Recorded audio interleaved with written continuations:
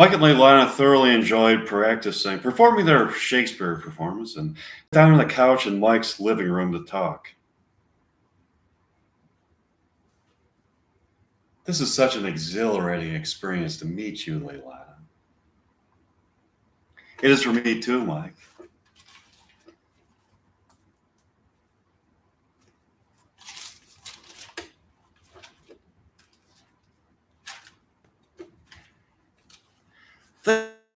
Thinking about Pancakes by the Bay and how it was vandalized. Such an awful shame. I know it holds such beautifully sentimental memories for me. That was a place where I knew I was in love with you. That fact was proven by eating the pancakes.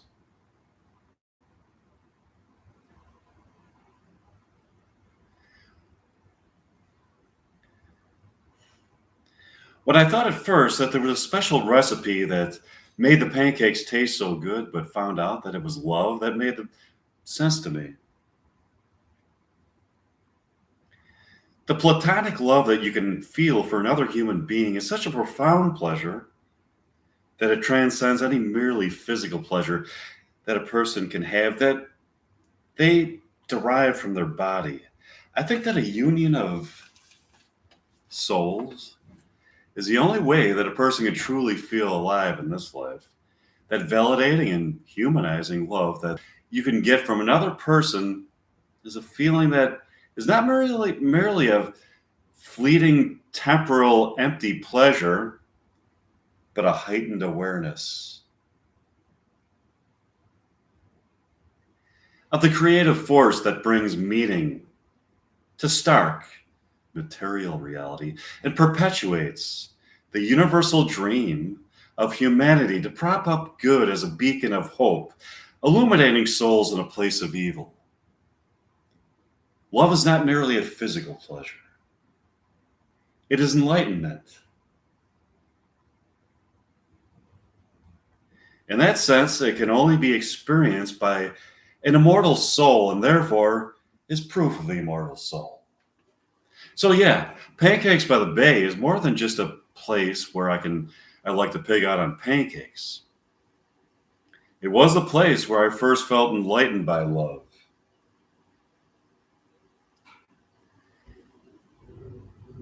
Do you feel like taking a walk to Pancakes by the Bay um, to look at what condition it is in?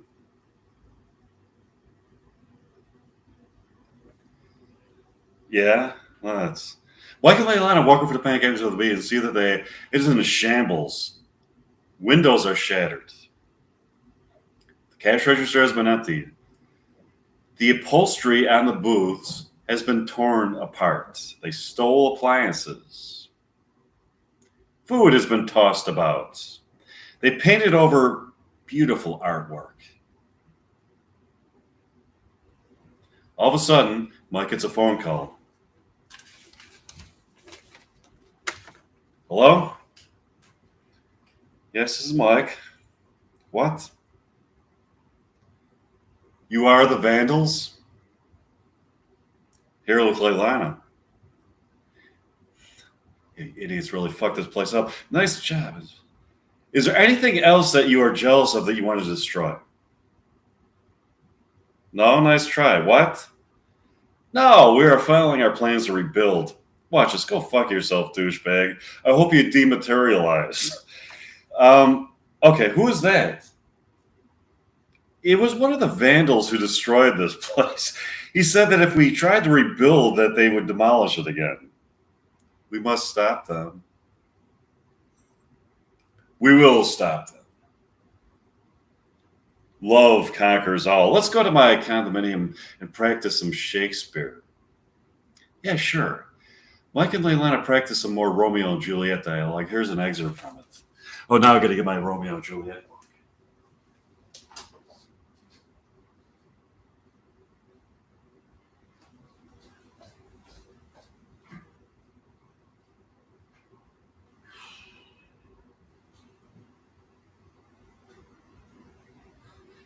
Okay.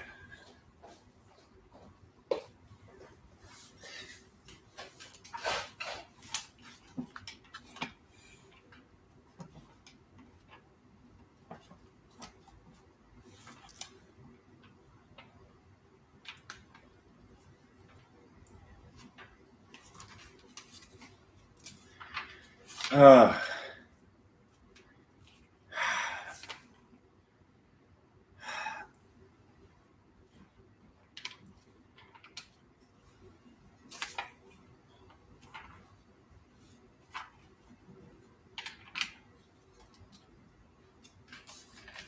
she speaks. Oh, speak again, bright angel. For thou art as glorious to this night, being over my head, as a winged messenger of heaven, unto the white, upturned, wondering eyes of mortals that fall back to gaze on him. When he bestrides the lazy pacing clouds and sails upon the bosom of the air. Romeo, Romeo, wherefore art thou Romeo? Deny thy father and refuse thy name. Or, if thou wilt not, be sworn by love, and I'll no longer be a Capulet. Shall I hear more? Shall I speak at this? Actually, I'm trying to find some stuff that I've done that so many times. I'm trying to find some fresher dialogue. I don't want to.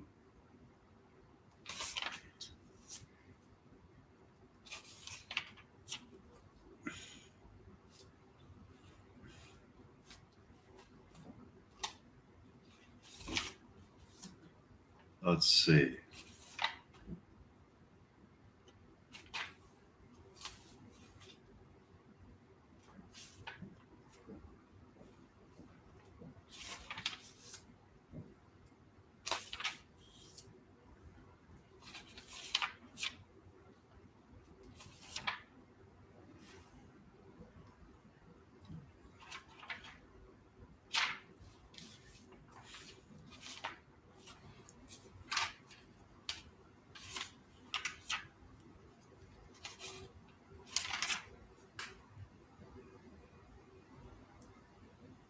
At what o'clock tomorrow shall I send to thee? By the hour of 9.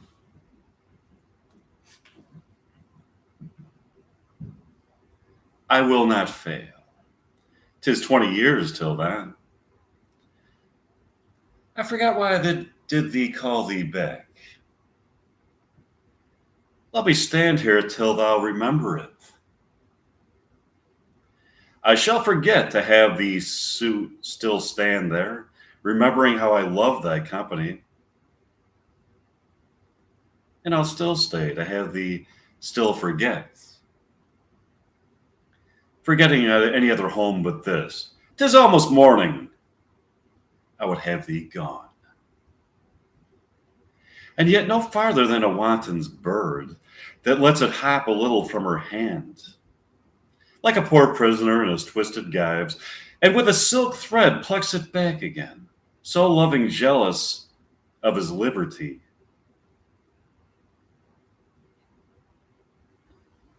I would I were thy bird.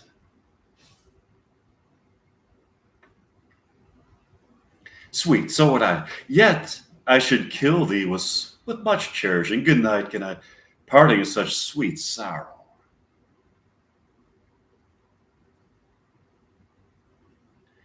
Then I shall say good night till it be morrow. Sweet sleep dwell upon thine eyes, peace in thy breast. Would I were sleep and peace, so sweet to rest.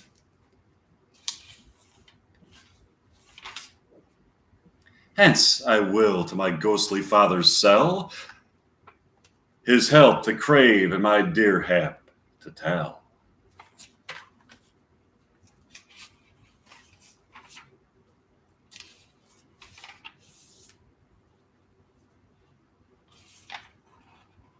Okay.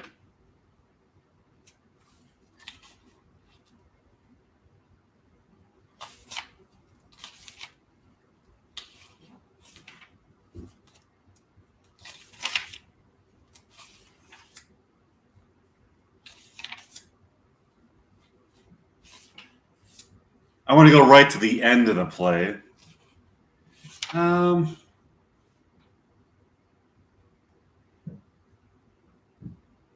Okay. Let's see. Okay, let's see. Oh.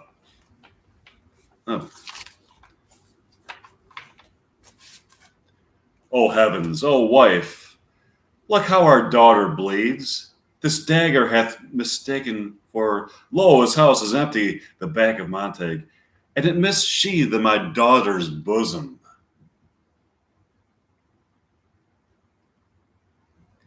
Oh me, this sight of death is as a bell that warns my old age to a sepulchre. Enter Montague and others. Come, Montague, for thou art early up to see thy son, and ere more early down. Alas, my wife is dead tonight. Grief to my son's exile hath stopped her breath. What further woe conspires against mine age? Look, and thou shalt see.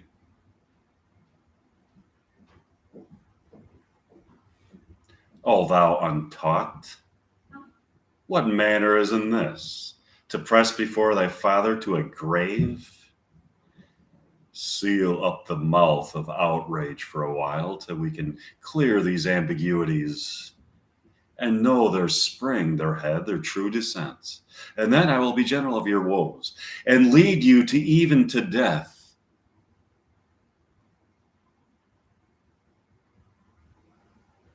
Meantime, forbear, and let mischance be slave to patience. Bring forth the parties of suspicion. I am the greatest.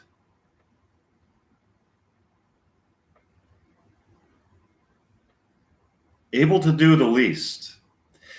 Yet most suspected as the time and place doth make against me of this dreadful murder.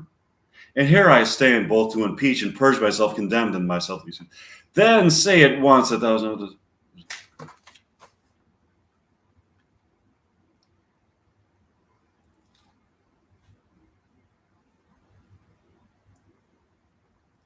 A glooming peace this morning with it brings.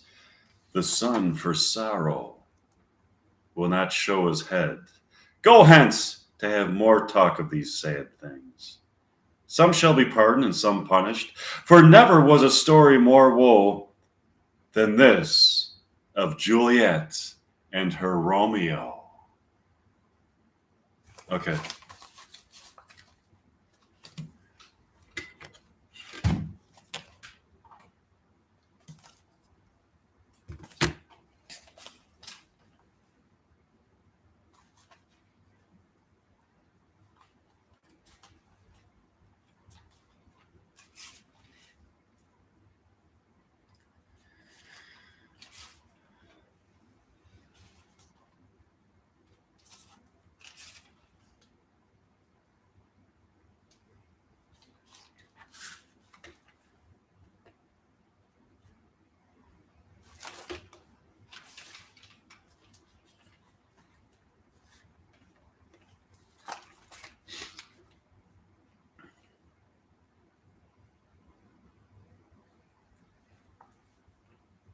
You're such a wonderful actress, Leilana. I think that if we put on plays in my theater, you'll most certainly raise the money to save the theater, to save your Pancakes by the Bay. Thanks, Mike. I'm so angry about those idiots destroying Pancakes by the Bay. That's a place that holds memories of a profound love between us. I'll make us some pancakes here tonight.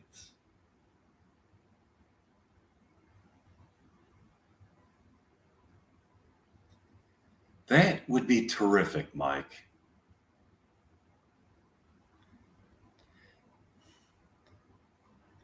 I have an idea. Would you like to cross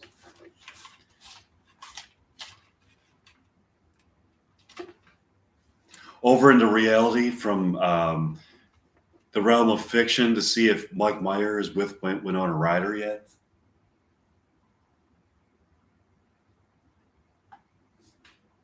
Let's go. How do we cross over into reality? Grab on the me, Leilani. We'll soon be transported to a reality through a psychic tunnel that I have discovered in deep meditation. where fiction materializes into reality.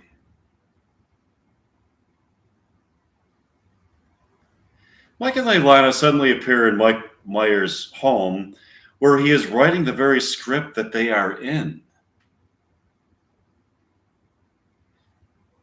So the proceeding was events that took place in the archetypal realm where fiction exists.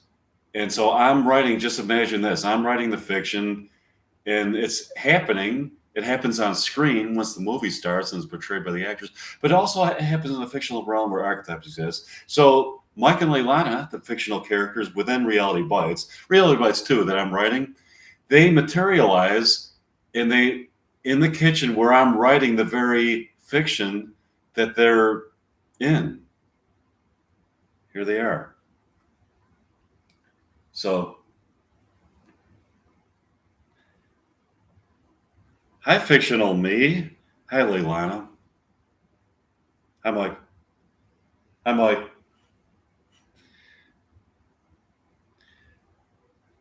Are you enjoying the suspenseful moments that I am writing into the fictional reality that you inhabit? Yes, but we hope that you write Pancakes by the Bay back into our reality. That's where the suspense lies. You'll soon find out what is to come next. Have you met Winona Ryder yet? It is my destiny. I'll meet her. I hope you write a happy ending for Reality Bites too. It's a suspense. You'll find out. Mike and Leilana went back to Mike's condominium in San Francisco and practiced more William Shakespeare dialogue. Here's an excerpt from it.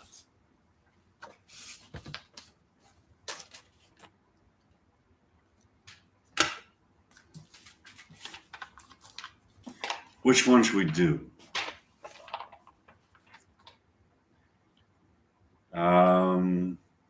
Hamlet?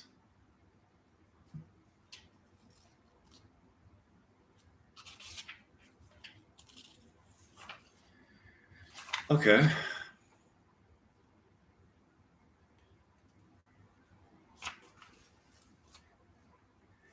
Act 4.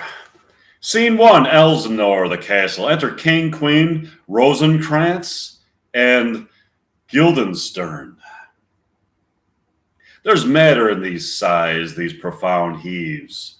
You must translate. 'Tis fit we understand them. Where's your son? Bestow this place on us a little while. Enter Rosencrantz and Guildenstern. What have I seen tonight? What, Gertrude? How does Hamlet? Mad as the sea and winds when both contend. Which is the mightier? And is lawless fit behind the arras hearing something stir, whips out his rapier, cries, a rat, a rat. And in this brainish apprehension, kills the unseen good old man. Oh, heavy deed. It has been so with us, had we been there. His liberty is full of threats to all. To you yourself, to us, to everyone. Alas, how shall this bloody deed be answered? It is to be laid to us, whose providence should have kept short, restrained, and out of haunt. This mad young man, but so much was our love, we could not understand what was most fit. But like the owner of a foul disease, to keep it from divulging, let it feed. Even on the pith of life. Where is he gone? I draw apart the body he hath killed, or whom his very madness, like some ore among a mineral of metals base, show itself pure, a weep for what is done. O Gertrude, come away. The sun no sooner shall the mountains touch, but we will ship him hence. And this vile deed we must with all our majesty and skill both countenance and excuse. Ho, Guildenstern, re-enter Rosencrantz and Guildenstern. For both join us with some further aid.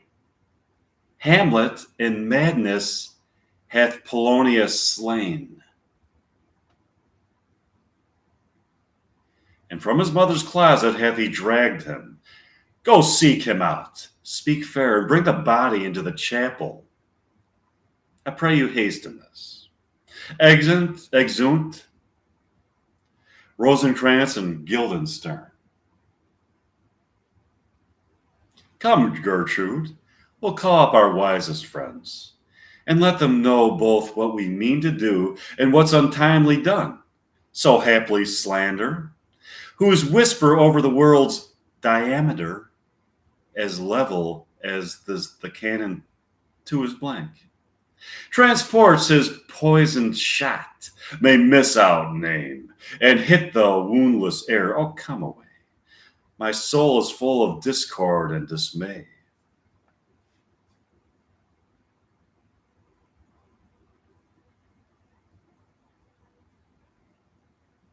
Scene 2, Elsnore, the castle. Enter Hamlet. Safely stowed. Within Hamlet, Hamlet, but soft. What noise? Who calls on Hamlet? Oh, here they come. Enter Rosencrantz and Guildenstern. What hath thou done with the dead body? Compounded it with dust. To his kin. Tell us where it is, that we may take it thence and bear it to the chapel. Do not believe it. Believe what? That I can keep your counsel and not mine own. Besides, to be demanded of a sponge, what replication should be made by the son of a king? Take you me for a sponge, my... Oh, I, sir, that soaks up the king's countenance, his rewards, his authorities. But such officers do the king best service. He keeps an apple in the corner of his jaw. First mouth, to be last swallowed. When he needs, what you have gleaned is squeezing you and sponge, you shall be dry again. I understand you not. I'm glad of it. A knavish speech sleeps in a foolish air. You must tell us where the body is and go with us to the king.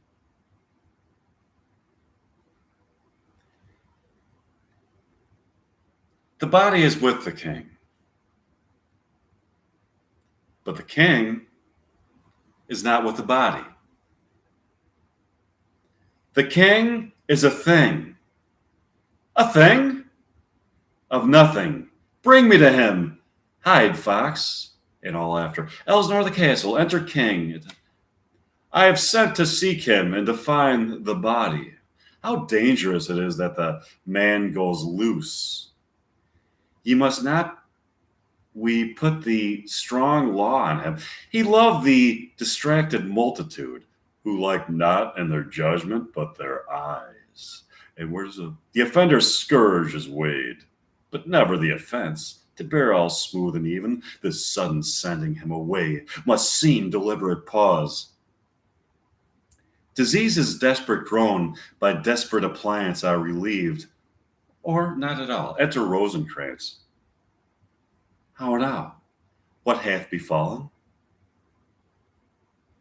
Where the dead body is bestowed, we cannot get from him. But where is he?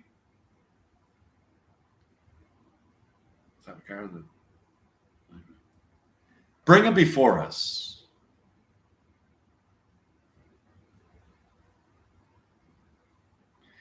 Oh, Guildenstern.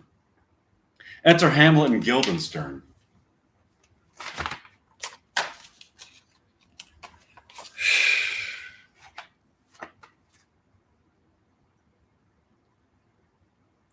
Now, Hamlet, where's Polonius? It's supper. It's supper? Where? Not where he eats, but where he's eating. A certain convocation of, or convocation of politic worms are in at him. You worm is your only emperor for diets. We fed all creatures else to fed us, and we fed ourselves for maggots. Your fat king and your lean beggar is but variable service, 2 dishes, but on to one table. That's the end. Alas, alas. I don't know what the hell that meant. I didn't make that up. That's Shakespeare. Okay. Alas, alas. A man may fish with the worm that hath eat of a king, and eat of the fish that hath fed of the worm. What dost thou mean by this? Nothing, but to show you how a king may go a progress through the guts of a beggar. Where's Polonius? In heaven. Send thither to see.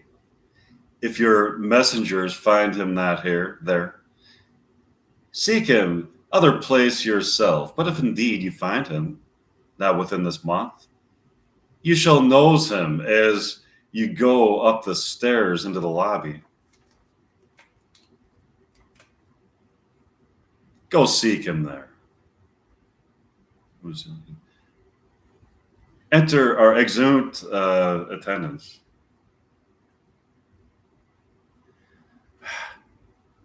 Hamlet, this deed for thine especial safety, which we do tender, as we dearly grieve for that which thou hast done, must send thee hence with fiery quickness. Therefore prepare thyself.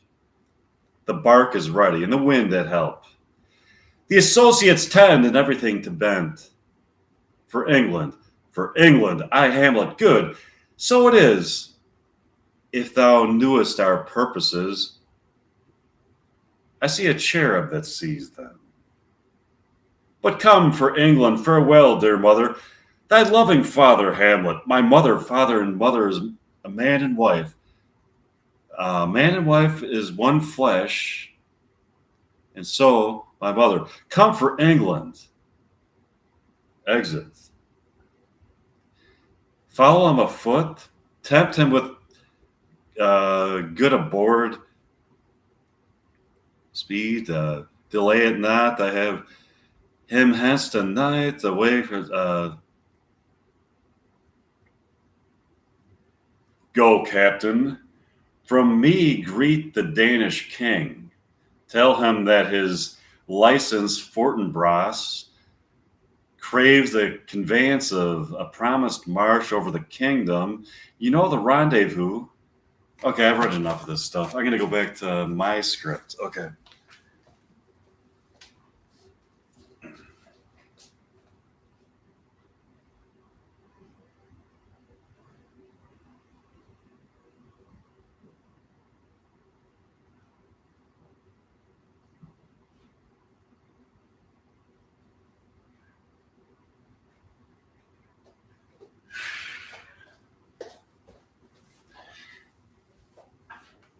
I'll see you for another live stream.